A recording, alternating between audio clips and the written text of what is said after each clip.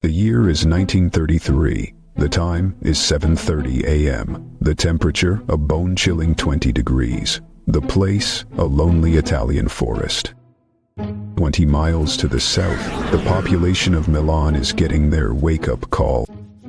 When the bolide impacts the ground, the inhabitants of Magenta send a party out to see what has landed in the woods. The search party has no idea of how much hotter the situation is about to become. Hey, what's that over by that tree?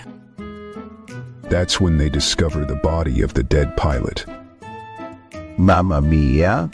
The group decides to send the youngest member of the party back to town to tell the polizia what they have discovered. This would be an act they would all soon come to regret. Capitano Petacci, you must come to the woods to see what we have found. This had better not be a wild goose chase, Luigi. Soon the three were on their way back to the crash site in the patrol car. About halfway there, the trio were surprised when several army trucks loaded with troops passed their vehicle. They're probably just on maneuvers. Maneuvers my ass. Why are my friends being rounded up? Don't worry, Paisan. The Commandant would like to speak to all the witnesses. If any questioning needs to be done, Major, we'll handle it back at the station. If you know what's good for you, you'll forget you ever saw a thing up here. I don't think I like the sound of that. Like what you see so far, human? Don't forget to like, subscribe, and share this video if you know what's good for you. The two policemen didn't realize that it would be the last time they'd speak to anyone from the search party. But that's the way things were back in the spring of 1933. In the 1930s, Italy was run by one iron-fisted leader, Benito Mussolini. What is it, Pietro? Can't you see that I'm busy?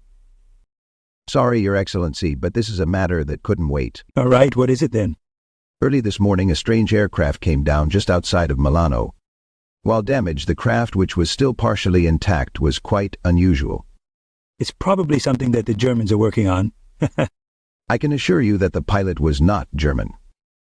Mamma mia, you said that this thing came down just outside of town? Yes, Your Excellency. What would you have me do with the craft? Send the wreckage to Giovanni Caproni. He's the best aeronautical engineer in Italy. And what would you have me do with the body of the dead pilot, Your Excellency? Burn it. I want no evidence that such a creature ever existed. Is that understood? As you wish, Il Duce. Mussolini was soon to learn that even the best and brightest would have trouble understanding what had come to Earth.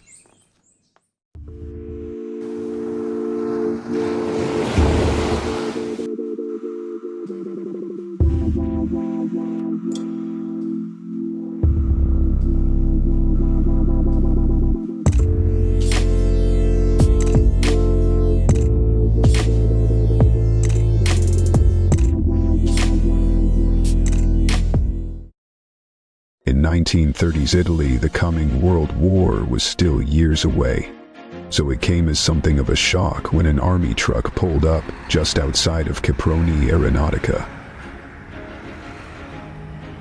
where the same major who'd been in charge of the mysterious crash hopped out, only to head toward the main office. Little did the major know that by the time he left the hangar, the fate of his country would never be the same again. I didn't realize there was going to be a military parade today. There isn't. I need to speak to your boss on a matter that comes right from the top. What can I do for you today, Major? Il Duce wanted me to have you look something over that crashed in the woods near Milan. As you wish, but if you want my opinion, you'll need to give me a few more details. This is one case where seeing is believing. Mamma mia! Caproni, you will speak to no one of this other than Il Duce himself. As the sun began to sink toward Vatican Hill, The telephone on Mussolini's desk began to ring. Hello. What is it, Caproni? Slow down, I can barely understand you. Yes, I know the craft is unusual. Why do you think I had it brought to you? If you say there's nothing you can do with the wreckage, then I'll just have to find someone who can. No sooner had he hung up the phone when the dictator realized he didn't know who else to call. It took him several minutes to decide what to do next. Then it struck him that if there was no one in Italy he could trust with such a delicate matter, there was only one place he could turn. Francesca, put me through to Signore Hitler in Berlin. Adolf, my friend, how are things in the Berghof? Listen, I've just had something fall into my hands that I think you'll appreciate. Well, that takes care of that. I hope I didn't just make a mistake by giving away such a thing. What were you thinking, Benito? Dictators don't make mistakes. They just make decisions that everyone else has to live with. It didn't take the Führer long to find someone who relished the opportunity to get his hands on a piece of technology from another world.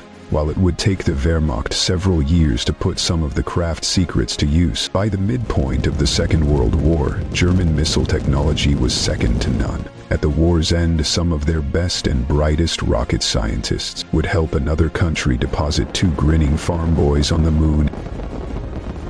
Who knows what other technology was liberated from Nazi Germany at the end of the war, or how such technology was later put to use. Next week we'll take you to the icy waters of the Southern Ocean to witness the time the U.S. sent a fleet of warships to Antarctica. Until then, keep your eyes on the skies.